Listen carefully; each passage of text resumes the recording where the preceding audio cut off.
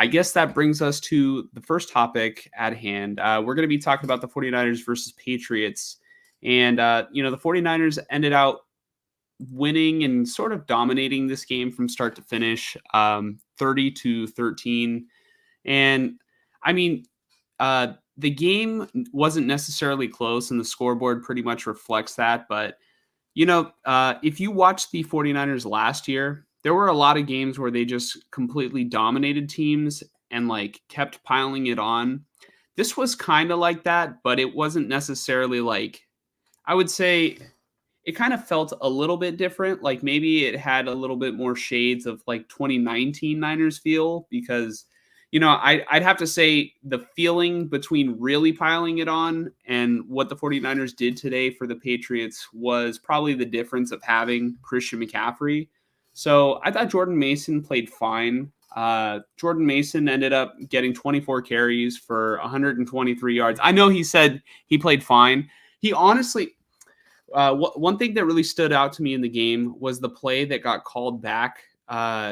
Jordan Mason had this like massive touchdown called back for a holding call on George Kittle, and that really bothered me. I mean, because it was a very ticky tack call, and I don't know.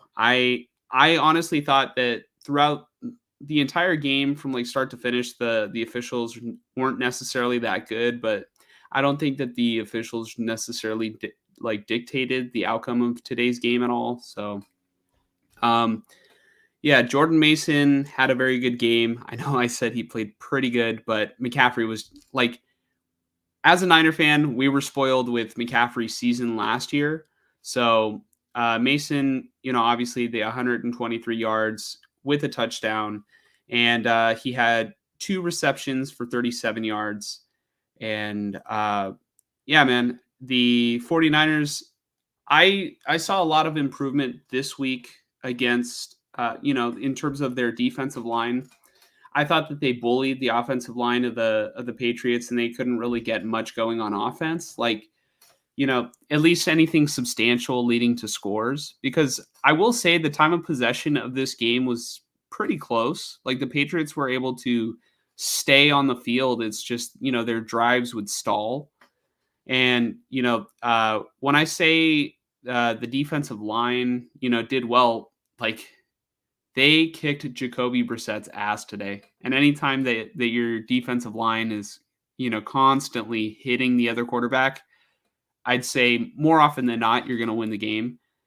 Nick Bosa had a very, very good game today. Let me see if I can pull up his stats because it seemed like a prime Nick Bosa display just by watching the game. But let me see the stat sheet here for defense. So Nick Bosa had 4 tackles and 1 assisted tackle, and he had a sack. But I swear he had at least more pressures than what the stat sheet ultimately reflected. There was another sack that I think was barely an incompletion. So, I mean, for what it's worth, Nick Bosa is supposed to dominate a team like the Patriots, and the 49ers are supposed to dominate a team like the Patriots. Mike and I, we easily picked the 49ers to win over the Patriots, and we would have been shocked if they didn't. I know there was a lot of, hesitation, about last week the Niners should have kicked the crap out of the Rams, who were depleted, and they didn't. They let the Rams win last week. This week, the 49ers took care of business. Brock Purdy, I think, played very well again. One of the things that I really like seeing from Brock Purdy is like one of the things that I hated the most about playing against the Seahawks back when they had prime Russell Wilson was like Purdy has been sensational when escaping and evading pressure.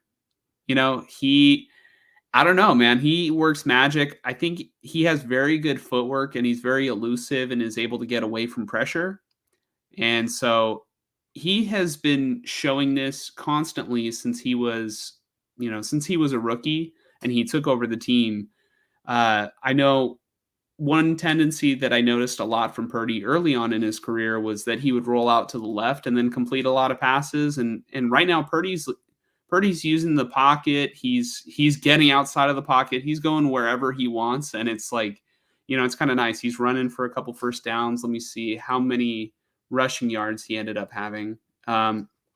Purdy had 5 carries for 11 yards, so not necessarily like, a lot, but it's a lot more than what we had in the past with, Jimmy Garoppolo, who is a statue. And you had enough of Jimmy Garoppolo after what, 5, 6 games, Mike? Maybe 7. Was it 7? I feel like it was week 8 when they played the Lions, which maybe 8. Yeah. So So ultimately, yeah, the 49ers were supposed to win this game. I thought Fred Warner had another good performance today.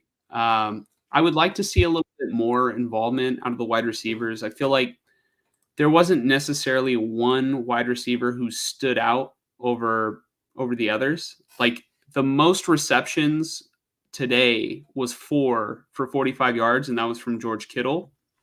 In terms of yardage, Jawan Jennings by far had the most amount of yards. He had 3 receptions for 88. And Kittle ultimately got that, that pretty sweet touchdown where Brock Purdy just he floated it up to the only spot where George Kittle could get it.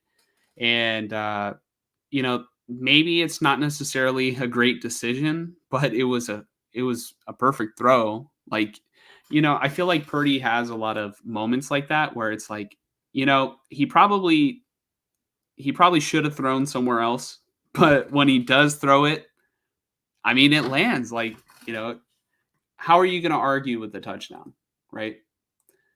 And Niner Trump is tuning back into the show 2 weeks in a row. Niner Trump, thank you again for supporting the channel. He says, "Hell yeah, back to 500 while the Cardinals fold and the Lambs get eaten by the gummy bears. Hoping the Sea Chickens get roasted by the Lions tomorrow." Here's one thing I will say.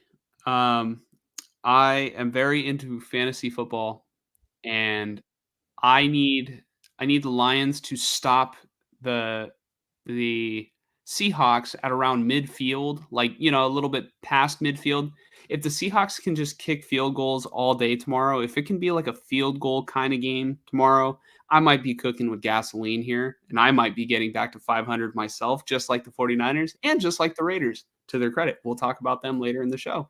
But yeah, we will be talking about the Cardinals more as soon as we get into the next topic. Mike, did you have any thing that stood out to you about the Niner game, or you weren't really able to tune in because you were paying more attention to the Raiders? I don't know. Anything stand out to you? the pick 6 from Fred Warner. Oh yeah, dude, Fred Warner had. I was just saying he had a great game.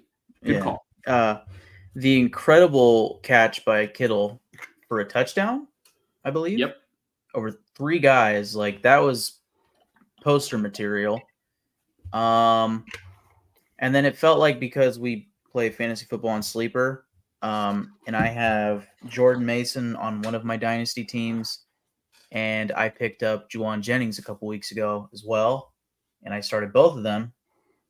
And it felt like every 5 minutes I was getting a Jordan Mason 20-plus yard rush, and then every here and there, Jawan Jennings 25-plus yard reception. So it felt like they had good games, even though, Mason wasn't something to behold or anything, but he had a good statistical day. And then Jennings, for as many notifications as I got, I thought he would have had over another 120-yard game, but you just mentioned he had 88 yards, so I didn't get to see the final stats, but those are 2 guys just from my phone notifications I felt were having good games. Mm-hmm. Yeah, one thing that kind of jumps out right now looking at the stat sheet. So I mentioned that Kittle led all 49ers receivers with 4 receptions, and 2 receivers had 3 catches. Brandon Ayuk had 2 catches. Mason had 2 catches. Juszczyk had 1 catch. Purdy ended out with 288 passing yards, a touchdown, and an interception. And the interception, he was just he was getting kind of greedy, and those were his own words. He was getting a little greedy. I think he was trying to force it to Ayuk in the end zone, but it's an easy mistake to fix, especially in what was a close ball game. But I mean, quarterbacks are going to throw interceptions, and ultimately it did not matter in this game. But I would say, that stat line that, so many different receivers were able to get involved and none of them had like necessarily a spectacular day, I think just shows a lot of props to Brock Purdy. I think he played really well. And, it doesn't show up on the stat sheet, but man, he was really, he was putting the opposing defense, like sort of, I wouldn't say on skates because like he wasn't breaking anybody's ankles, but it's just crazy how he's able to use his footwork and his hip movement to buy more time to throw. Like it's finally nice to watch that on the 49ers rather than to see the Seahawks travel to the 49ers and play them twice a year and have Russell Wilson just do it, because that's a Russell Wilson special. And I think, it's cool. It's cool to finally have it on your side. But I guess one last thing, because I'm rereading Jordan Mason's name, on that touchdown that got called back, and this is so minor and insignificant, to add insult to injury to that, did you see the play, Mike? No. The freaking ref threw the flag literally at Jordan Mason. I think it bounced off his helmet. Jeez. Just, like I said, so insignificant, but that's one thing where I'm like, man, he dead ass just like threw it at him. So but all in all, I would love to see the defensive line continue to dominate. I think that Malik Collins stepped up.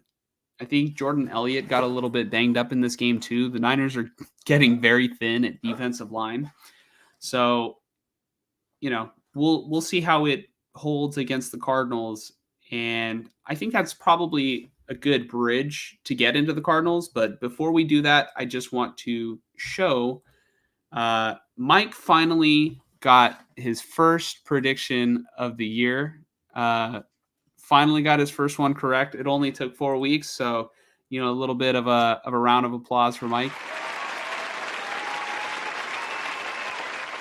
Yeah, congratulations, Mike. Took you a little longer than we thought, but you finally got there. Lucky number 7, yeah. What do you mean? When you include the Raiders predictions, that was probably my 7th prediction. No, I think. Well, yeah. This was prediction number 7, and then the Raiders one was prediction number 8. So 8, and that one tanked. Yeah.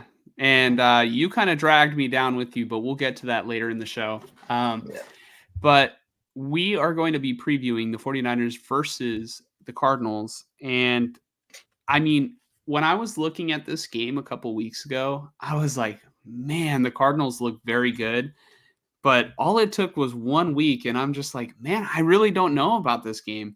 Because one thing I will say is ever since they've gotten Kyler Murray, I absolutely hate playing against the Cardinals because the Niners always struggle against mobile quarterbacks, and Kyler Murray might be the most mobile, shifty, like, what I was saying, what Brock Purdy, was able to do to the Patriots? Like, Kyler Murray's like that, but like on steroids, Yeah, he's very much like Russell Wilson, but shiftier. Where I was going, the Cardinals have always been a tough matchup for the 49ers just because of the way that they built their team.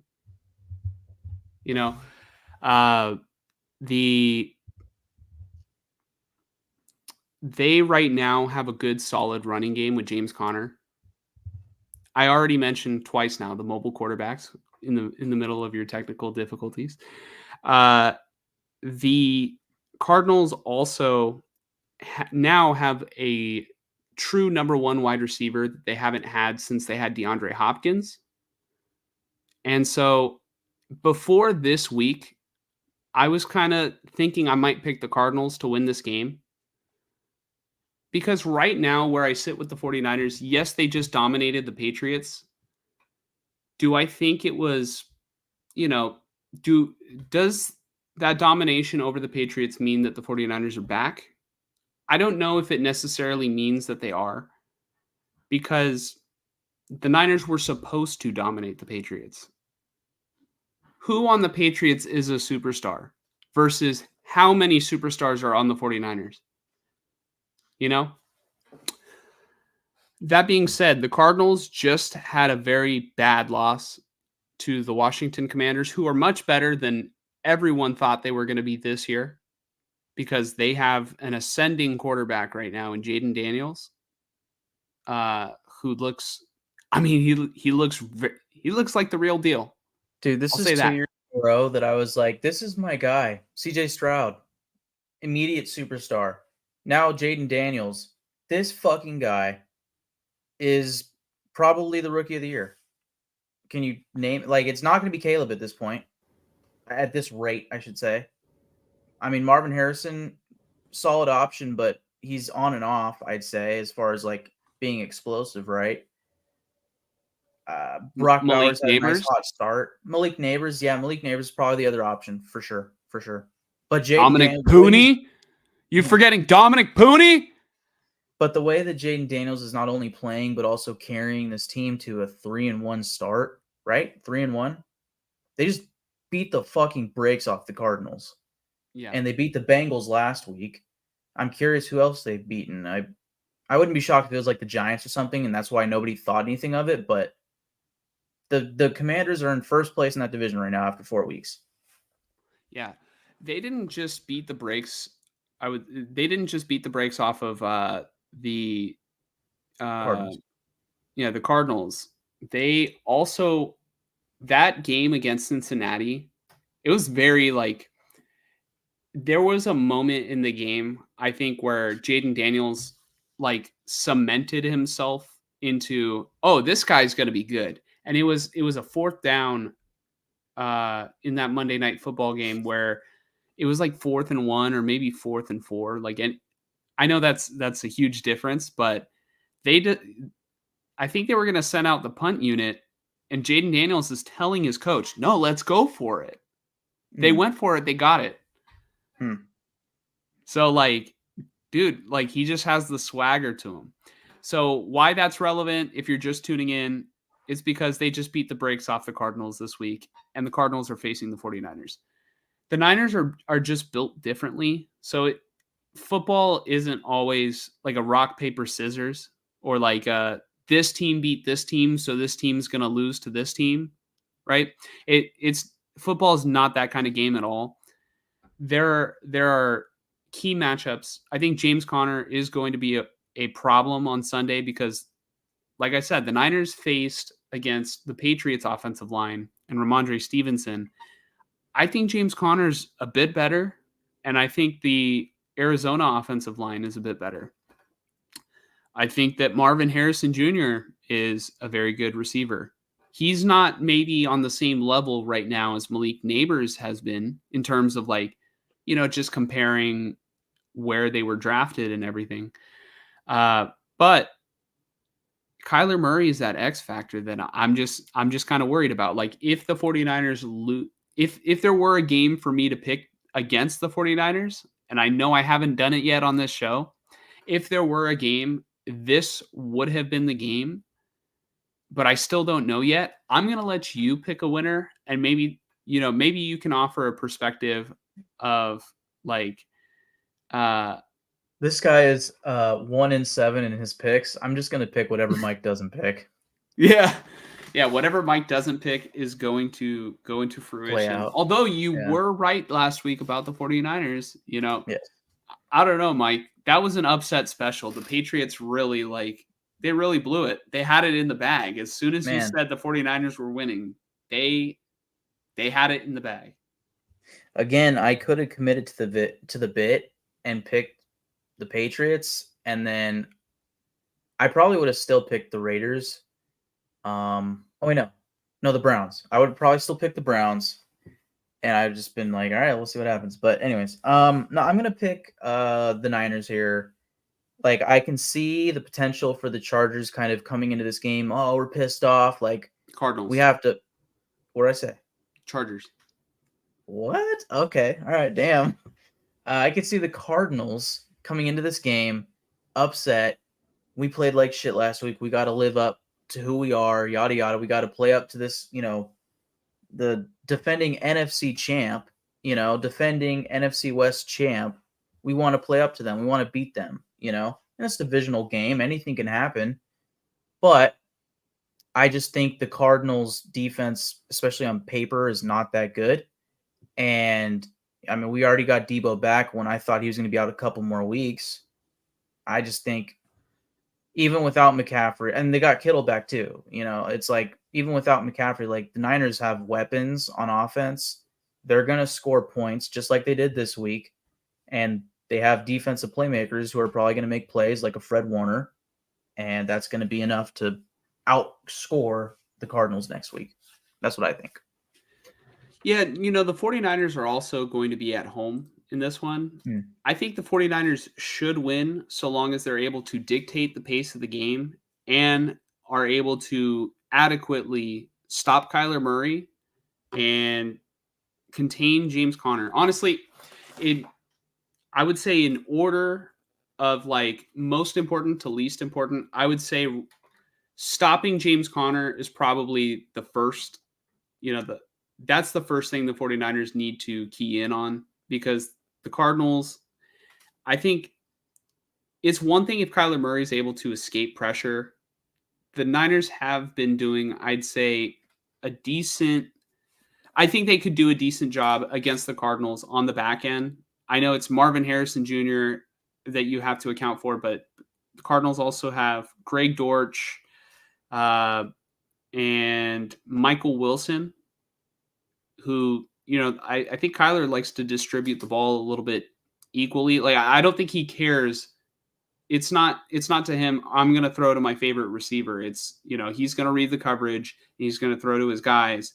But I think if they can stop James Conner and not let him run for like 200 yards, or I guess 125 is a little bit more realistic because 200 is an exaggeration. That's not going to happen.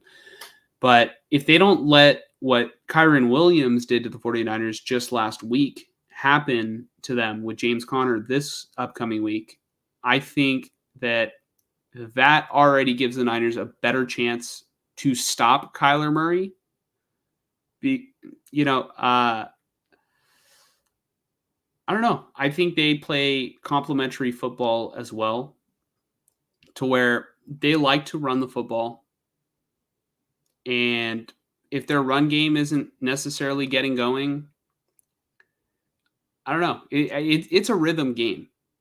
Like, do you kind of get what I'm trying to say, Mike? Like, if you can stop the run, their offense is going to be a little bit more one dimensional, and you can kind of, get Charvarius Ward.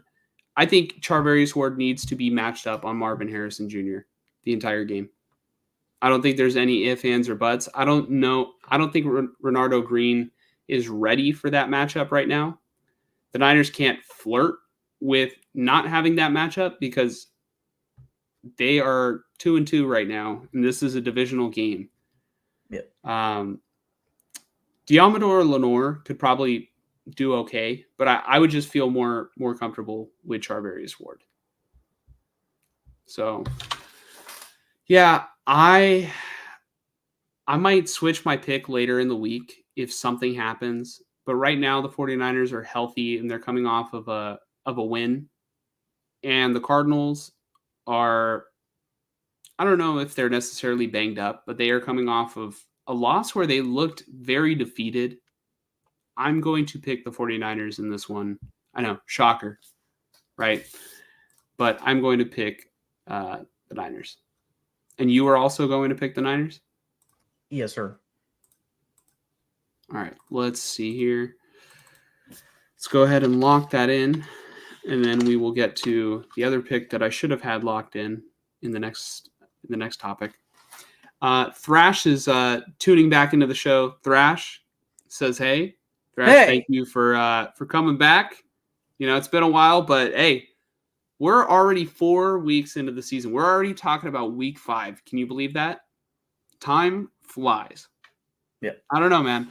It feels like just yesterday we were doing the draft stream. yeah, So yeah. Thrash asks, how has Harrison looked? So Harrison has kind of been. He has been like. I almost want to say boom or bust. Because week 1 he was a non-factor at all. I'm assuming you're talking about Marvin Harrison on the Cardinals, Marvin Harrison Jr. But week 1 he was not a factor at all. Week 2 he tore it up against the Rams, but the Rams don't have a good pass defense. They don't have great secondary play. Week 3 Marvin Harrison Jr. had a good game. And then week 4, he was very good to start the game, this past week.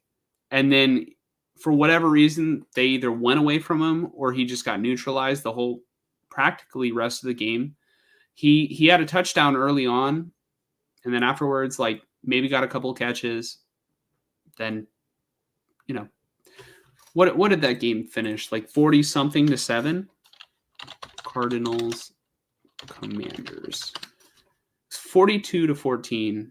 And yeah, who scored those touchdowns? I know one of them was Harrison. All right. I think Connor was the other. Yeah, Connor was the other. 18 carries, 104 yards. Yeah. I think that should tell you everything you need to know about the way that the Cardinals like to run the football. So the Niners definitely need to be prepared to stop James Conner. Kyler Murray right now, maybe he has begun a funk, but he looked very good against the Rams. It's going to be a divisional game. I would not take Kyler Murray lightly because that is who has made playing the Cardinals very difficult for you in the past several years. So, yeah, I think as long as they can stop James Conner and make sure they contain Kyler Murray, I don't necessarily know that he favors Harrison Jr. because Harrison Jr. had 5 receptions, 45 yards, and a touchdown. Greg Dortch had 4 receptions, 38. So obviously no touchdown there, but yeah, it seems pretty evenly distributed between the targets. So yeah. Thrash says, wow, 42 to 14. Yeah, the Cardinals right now, this is probably the time to play them while they're not confident. Their confidence just got shot because they probably thought, they probably drew it up on their schedule earlier on. Like, how could you not look ahead? They always say don't look ahead, but it's like, you're looking through the schedule. If I was a player, I probably would, like, oh, this game is going to, entail this or that. I do it as a fan. So maybe they don't do that, but they probably expected to win this football game and they got blown out. So yeah, they Yeah, got blown I out by a think. young quarterback. Yeah, I think it really is a lot to do with their defense, but I also think it is, especially with the past 2 weeks for the Commanders, it is a testament to how good the Commanders' offense is playing with Jaden Daniels and Cliff Kingsbury at the helm. So Yep.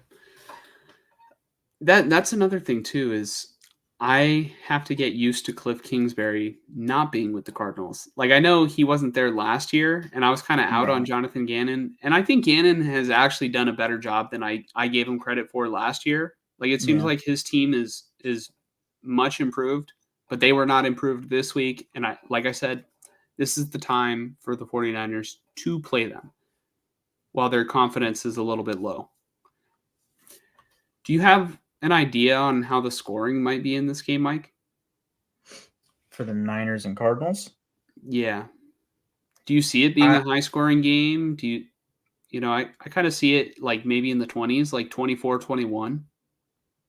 Yeah, I think that sounds about right. But I could also see it getting to like the 27-28, sort of 31-28 sort of score too, somewhere in Yeah. between there. Mhm. But yeah, no. Niners, Niners.